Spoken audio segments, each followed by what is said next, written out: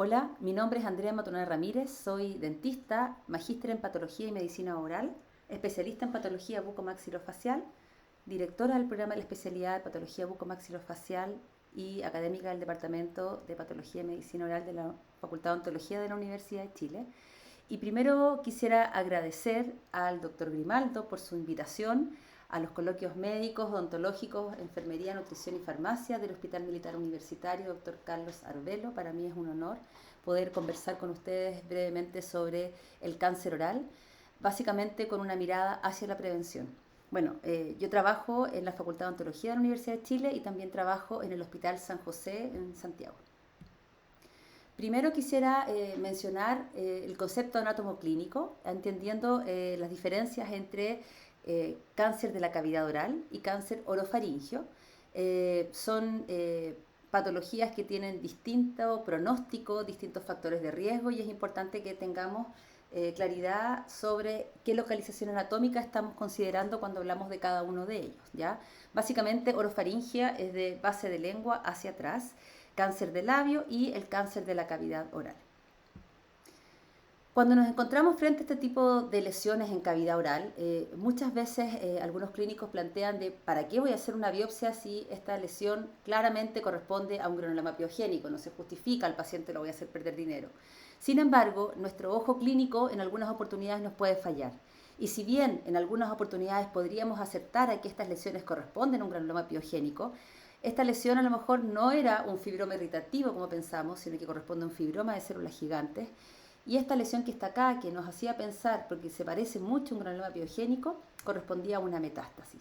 Por lo tanto, es fundamental que siempre hagamos el adecuado estudio clínico e histopatológico si vamos a remover algún tejido de la cavidad oral. Bien, dicho esto, el cáncer oral más común en boca corresponde al carcinoma oral de células escamosas, también llamado espinocelular. Corresponde al 90% de los cánceres, pero también podemos encontrar otros tipos de cáncer, como el linfoma, el melanoma, las metástasis, carcinomas de glándulas salivales en distintas localizaciones, que puede ser paladar duro, en zona paladar duro, paladar blando, labio superior, labio inferior, parótida, osteosarcomas, condrosarcomas, que son menos prevalentes, pero que también se podrían presentar. Según Globocan en el año 2018, si ustedes se fijan acá junta, en general las estadísticas lo hacen así, el cáncer de labio con el cáncer de la cavidad oral. Este corresponde al 16º lugar a nivel mundial y el 1,9% de todos los nuevos casos de cáncer. Acá podemos ver que existe una mayor incidencia en hombres, ¿ya? A nivel mundial y también incidencia y mortalidad. Y si bien en Sudamérica estamos bajo el nivel en cuanto al índice de casos a nivel mundial, les voy a contar a continuación por qué debemos preocuparnos y tratar de prevenir este cáncer. Este es un estudio que se hizo en la Facultad de Odontología y podemos ver los distintos tipos de cánceres que llegaron al servicio de anatomía patológica entre el año 75 y 2006 y el carcinoma escamoso fue cerca del 60% de estos casos. La localización más habitual para este carcinoma escamoso fue de lengua, seguido de encía. ¿Qué es lo más importante cuando estamos viendo un carcinoma escamoso? Bueno, se estima que cerca de la mitad de los pacientes que acuden sin compromiso linfático detectable al momento del diagnóstico, es decir, sin metástasis linfática, tienen una sobrevida cercana al 90% versus el paciente que consulta cuando ya tiene compromiso del linfonodo, donde su sobrevida en general a los 5 años es cercana o menor al 40%. Por lo tanto, la tasa de sobrevida disminuye cerca de un 50% cuando existen metástasis a nivel linfático. ¿Cómo podemos ver el cáncer oral? Bueno, se puede presentar como úlceras, como tumor, como manchas blancas, como manchas rojas, incluso como manchas negras en el caso del melanoma, ¿ya? Cuando hablamos de úlceras, estas úlceras habitualmente tienen una forma irregular, son profundas, de límites difusos, un fondo sucio, pero que en algunas oportunidades este fondo sucio no está tan presente, sobre todo cuando la úlcera lleva poco tiempo. Los bordes son levantados y dura más de 15 días. Esas son las características que hacen sospechosa a estas lesiones. Puede o no tener sintomatología. y toda úlcera que dure más de 15 días tiene sospecha de cáncer. Por lo tanto, debe ser evaluada por un especialista y en el caso que se considere realizar una biopsia. También se puede presentar como un tumor de base sésil, donde este crecimiento rápido muchas veces provoca necrosis del tejido y por eso se ve de esta manera con este fondo sucio y muchas veces tiene un olor bastante intenso asociado a esta necrosis. Y podemos ver que invade este cáncer y incluso acá en la radiografía panorámica que en relación a este caso ya hay en el sector de la lesión un hueso que está un poco más apolillado, infiltrado y que este compromiso probablemente llega hasta piso de órbita. También se podría presentar como una lesión de aspecto más verrucoso y que a un ojo inexperto o una mirada superficial podría considerarlo como un papiloma y hacer que el paciente no tenga una biopsia tan rápida, tan urgente y postergar su tratamiento, por lo tanto. Entonces es importante siempre evaluar con harto cuidado las características clínicas que presentan este tipo de lesiones. Ya acá tenemos otra lesión con unas proyecciones blanquecinas, pero tienen este epitelio como reticular que correspondía a un carcinoma escamoso y esta lesión que está aquí también, acá teníamos una zona leucoplásica, pero en esta zona ya correspondía a un carcinoma escamoso de la variedad verrucosa. Habitualmente, una vez que se ha invadido el conjuntivo, se genera un área indurada con pérdida de la movilidad del tejido. Al invadir el maxilar o la mandíbula puede producir movilidad o pérdida de dientes. Al infiltrar mandíbula podría presentar parestesia del labio inferior, generando el signo de Van Sant positivo. En estados avanzados incluso podría ser que el paciente tenga dificultades para mover la lengua, lo que provocaría la dislalia y la disfagia asociada. Y a veces, lamentablemente, ese es el motivo de consulta del paciente y claramente estamos en etapas muy avanzadas. Acá podemos ver algunos casos que hemos visto en el hospital, donde pacientes consultan pensando que tiene esta lesión hace aproximadamente un mes y que no le duele y que por eso no había consultado. Una lesión extensa, con extensas áreas de necrosis, movilidad dentaria, dificultad ya para mover la lengua y podemos ver que este es el cuello de esta misma paciente ya con el compromiso del linfonodo, un linfonodo que al palpar se siente duro, se siente fijo y es indoloro. También puede haber compromiso, como en este caso de piso de boca, donde no existe una úlcera necrótica tan evidente, pero que el paciente consulta porque ya tiene dificultad para mover la lengua, como en el caso que está acá, donde la úlcera es del borde de lengua y aquí, de hecho, el paciente no puede sacar más afuera la lengua porque la siente fija, ¿ya? Lesiones blanquecinas que no se desprenden al raspado, asociadas como una leucoplasia con un crecimiento endofítico. Esto era un carcinoma escamoso, al igual que esta lesión en el labio, donde el paciente presenta un labio con una queilitis actínica, está acostumbrado a presentar úlceras en el labio. Por lo tanto, esta úlcera que no cicatriza para este paciente es algo, entre comillas, normal. Sin embargo, esto ya correspondía a un carcinoma escamoso y el paciente consultó un año después que ya tenía la lesión. En esta imagen que podemos ver nos ayuda bastante a entender que las presentaciones y las alteraciones de la mucosa oral pueden tener una correlación histopatológica y a medida que encontramos placas blancas, placas que tienen fisuras, que tienen zonas verrucosas, nodulares o que se asocian a zonas rojas, podríamos estar en presencia de cambios displásicos desde leves, moderados a severos, incluso a carcinomas. Acá vamos a ver el caso de un paciente que nos consulta por esta placa blanca que no se desprende al raspado y esta zona que se ve como erosiva en relación a molares inferiores de 1 por 2,5 centímetros de diámetro. El paciente relataba dolor y ardor en esta zona eritematosa y señalaba que tenía un mes de evolución. Si vemos esta lesión con más detalle, podemos hacer la comparación con esta imagen que yo les mencionaba y compararlo con la histopatología. Si ustedes se fijan en la zona más blanquecina tenemos un epitelio más engrosado. Sin embargo, a medida de que comenzamos a acercarnos a esta zona eritematosa, que en realidad correspondía a una eritroplasia, vemos cómo este tejido comienza a irrumpir la membrana basal, comienza a invadir en forma de nidos, de cordones, hacia el tejido conectivo, correspondiendo esto a un carcinoma escamoso.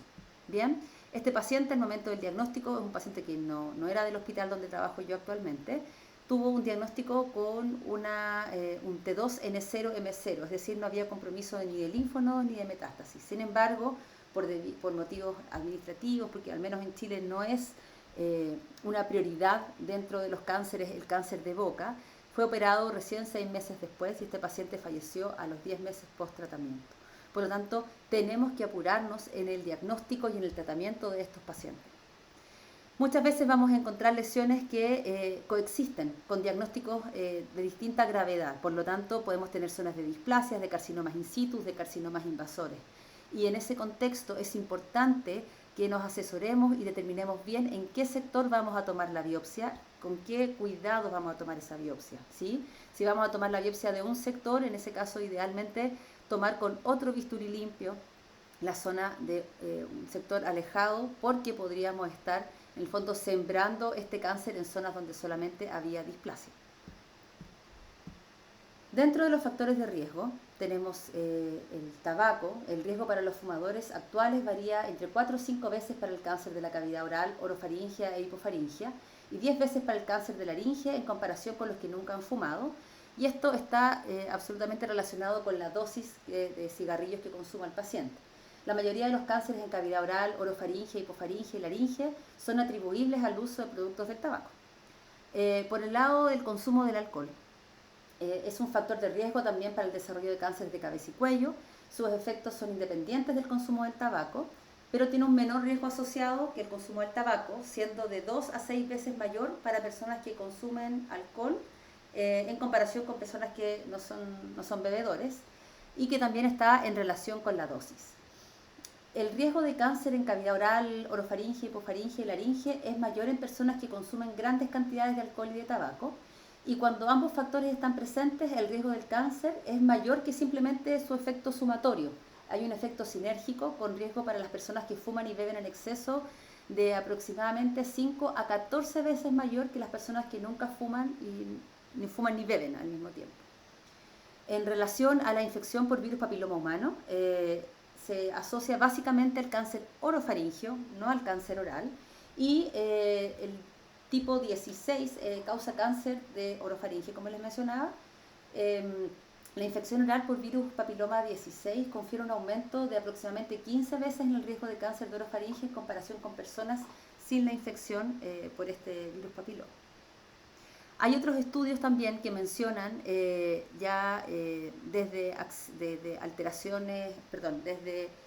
miradas más salubristas que bajos niveles socioeconómicos estarían asociados o considerados un factor de riesgo para el desarrollo de cáncer oral, al igual que el bajo consumo de frutas y verduras.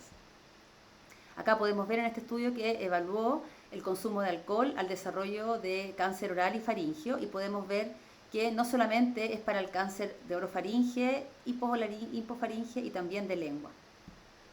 El perfil típico del paciente es un hombre sobre 50 años, fumador, bebedor y que habitualmente tiene una lesión en lengua.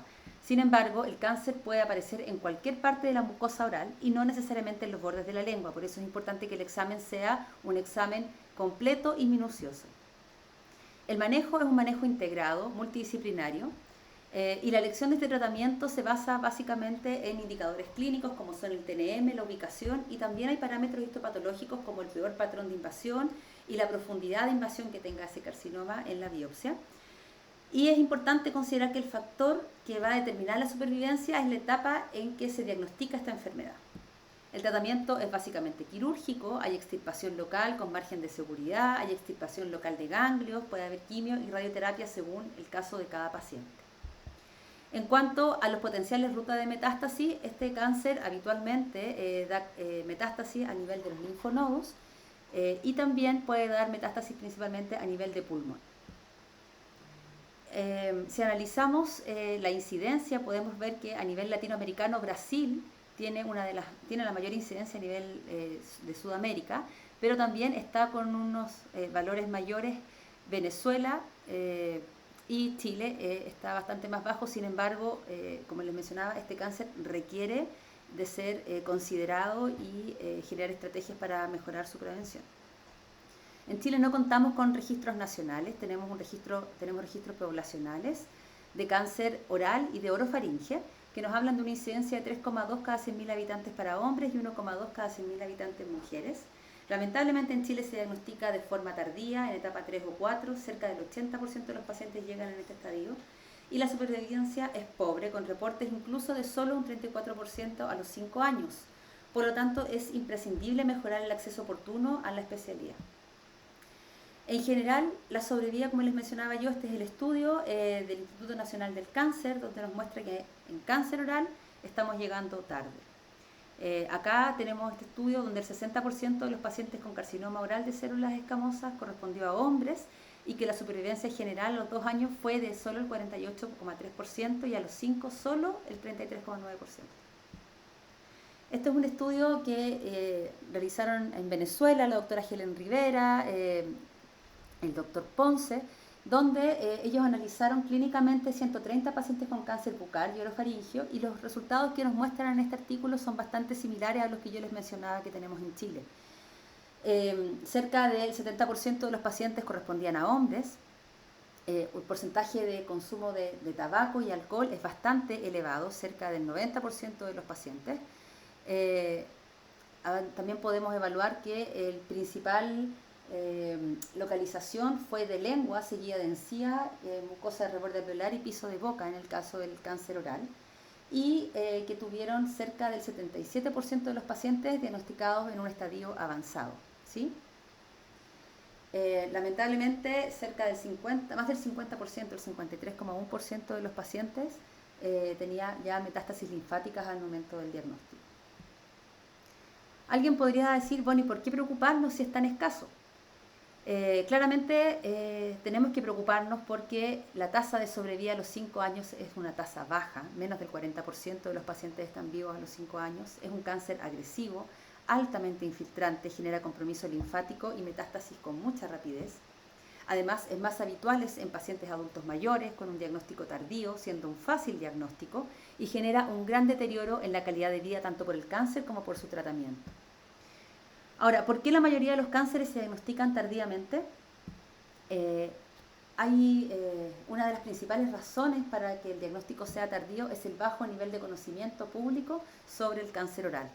Los pacientes desconocen signos, síntomas, factores de riesgo y medidas de prevención y detección temprana, y es en ese contexto que nosotros tenemos que aumentar la educación, señalando estas cosas que yo les estoy mencionando que el paciente desconoce para poder lograr un diagnóstico temprano, un aumento de la supervivencia y disminución de los costos del tratamiento. ¿Cuánto sabe la población en Chile? Hay un estudio que realizó la doctora Iris Espinosa junto con la doctora Andrea Muñoz, el doctor Óscar Arteaga y la doctora Soledad Carrasco, donde ellos analizaron una encuesta nacional y le preguntaron a los pacientes si había escuchado que existe el cáncer de boca. Cerca de un 35% de los pacientes sabía que existía el cáncer de boca, sin embargo, entre un 2 a un 7% solamente eran capaces de reconocer alguna manifestación. Por lo tanto, no sacamos nada si estos pacientes saben que existe el cáncer y no saben cómo reconocerlo. Por otro lado, desde el punto de vista de los clínicos, existen varias razones que han evaluado algunos estudios para entender por qué no se realiza el examen de mucosa oral de forma rutinaria. En estos estudios, por ejemplo, mencionaban que no lo encontraban necesario, otros que no había reembolso de las aseguradoras por realizarlo, y otros mencionaban que en realidad tenían poco tiempo para poder discutir con el paciente sobre el cáncer oral. Claramente esto tenemos que cambiarlo, tenemos que hacer un cambio de mentalidad, entender de que es necesario, de que es independiente que nos paguen o no nos paguen, tenemos que hacer este examen, es un compromiso ético con nuestra profesión y tenemos que buscar la forma, a través de trípticos, quizás si tenemos poco tiempo, o dejar un momento para poder explicar y enseñarle al paciente sobre el cáncer oral.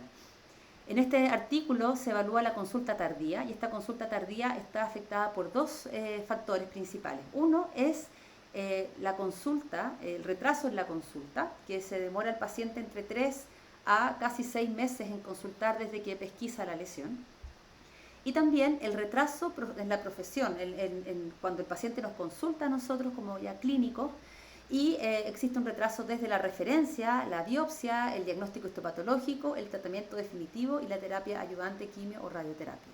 Por lo tanto, estos retrasos son los que probablemente estarían explicando este diagnóstico tardío del cáncer y son cosas que podemos manejar. El examen de mucosa oral, existen algunos estudios, por ejemplo en Reino Unido, donde nos hablan de que cerca de la mitad de los pacientes en este estudio no sabían si los dentistas están entrenados para realizar el examen. Claramente estamos entrenados.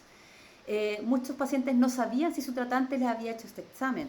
Les gustaría a estos pacientes que les dijeran si le hicieron este examen, y a casi todos los pacientes, a diferencia de lo que muchos piensan, les gustaría saber e informarse sobre cómo reducir hábitos o qué hábitos serían importantes para poder evitar el desarrollo de un cáncer de boca. En Chile tenemos un estudio también que lamentablemente nos muestra que cerca del 64% de los participantes no realizan el examen preventivo de mucosa oral, y de estos cerca de un 20% no sabe cómo realizarlo y un 10% no lo encuentra necesario. Son cifras preocupantes y que tenemos que tratar de cambiar. ¿Qué hacemos con esto?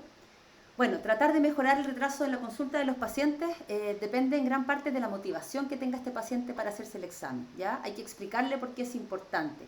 Y en ese contexto podemos ayudarnos de campañas en el servicio público, darnos el tiempo para poder explicarle a los pacientes que se les está haciendo este examen, cuál es la ventaja de hacer este examen de forma precoz y que este examen se tiene que hacer aunque el paciente no tenga síntomas. Por lo tanto, es fundamental el rol del odontólogo en la pesquisa temprana y oportuna de estas lesiones, incentivando al paciente a hacerse un autoexamen, educando a este paciente, y los odontólogos y los profesionales de la salud en general haciendo este examen de mucosa oral. En este estudio habla de que la habilidad diagnóstica está claramente asociada o en relación con el conocimiento que se tenga. Mientras más sabemos, mayor habilidad diagnóstica. Sin embargo, esta habilidad diagnóstica no nos sirve de nada si no somos capaces de hacer esta detección temprana, de hacer el examen de mucosa oral. Y aquí nos hablan que solo un 17,8% de todos los profesionales, no solamente odontólogos, sino que todos los profesionales de la salud hacen este examen de mucosa oral. Estas son imágenes donde le podemos enseñar al paciente a cómo tiene que hacerse su autoexamen, ojalá hacerlo de forma rutinaria, frente a la luz, después quizás del cepillado, durante la mañana o en la noche, pero que esté incorporado dentro de su rutina, que saque la lengua hacia afuera, que se mire cara internas del labio superior e inferior, saque la lengua hacia afuera, se mire los bordes de lengua, el piso de la boca y las mejillas. El dejar de fumar es algo importante. Muchos pacientes cuando uno los diagnostica dicen, ya bueno, ¿para qué voy a dejar de fumar si ya me salió un cáncer? Y no es así. Efectivamente hay una mejor respuesta al tratamiento cuando el paciente deja de fumar, y si el paciente aún no tiene un cáncer, existe la disminución del riesgo en la posible desarrollo de cáncer si el paciente elimina el hábito de fumar y también se elimina el hábito de alcohol. No es inmediato, pero obviamente va disminuyendo a través de los años, y para el caso del cigarro, vamos a ver aquí, se considera que cerca de 10 años después de dejar de fumar se considera similar a un paciente que nunca ha fumado, ¿ya? Y en cuanto a pacientes que tenían lesiones, desórdenes potencialmente malignos como las leucoplasias, se vio que cuando dejaban de fumar se reducían o incluso desaparecían algunas lesiones. Y un estudio en India mencionado en este artículo, con un seguimiento de 10 años, evaluaron la interrupción del consumo del tabaco y vieron que esto conducía a una caída sustancial de la incidencia de leucoplasias orales.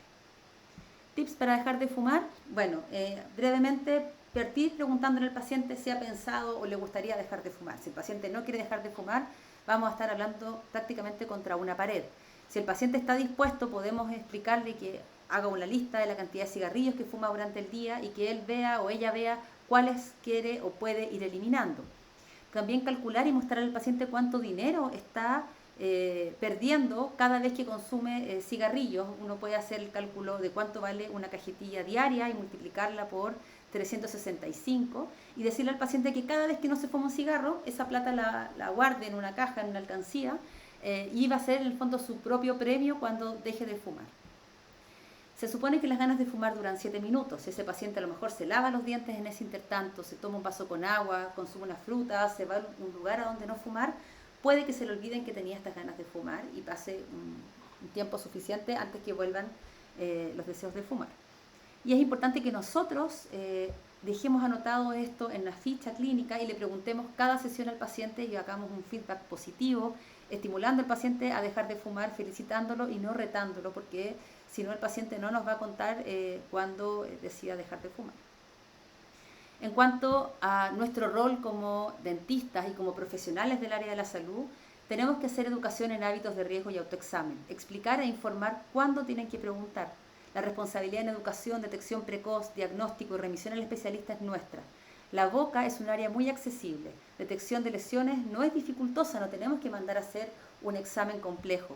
Basta con que nos sentemos y en menos de 3 minutos, 2 minutos, hagamos un buen examen de mucosa oral. El tratamiento oncológico siempre va a ser más agresivo y menos conservador cuanto más se tarde el diagnóstico de la enfermedad. La invitación a ustedes es a desincentivar el uso de tabaco y alcohol en nuestros pacientes, promover en todos nosotros el examen de mucosa oral de rutina, siempre, antes de empezar a examinar el resto de la boca, quizás el motivo de consulta del paciente, antes de mirar los dientes, vayamos a mirar esa mucosa oral que puede que tenga una lesión mucho más importante que la que presente el paciente con la que viene a consultar. Educar a nuestros pacientes, enseñarles a hacerse el autoexamen y enseñarles a cómo se puede ver el cáncer oral para que sepan cuándo consultar. Manchas blancas, manchas rojas, manchas negras, úlceras que no cicatrizan en 15 días o aumentos de volúmenes que no tienen alguna explicación, deben consultar para que sean evaluados porque podrían ser una presentación de cáncer oral. Y ante la sospecha de alguna lesión, no perder tiempo, realizar la biopsia y con eso podemos quizás lograr este diagnóstico precoz que estamos buscando. Muchas gracias por su atención, les dejo mi correo, hasta pronto.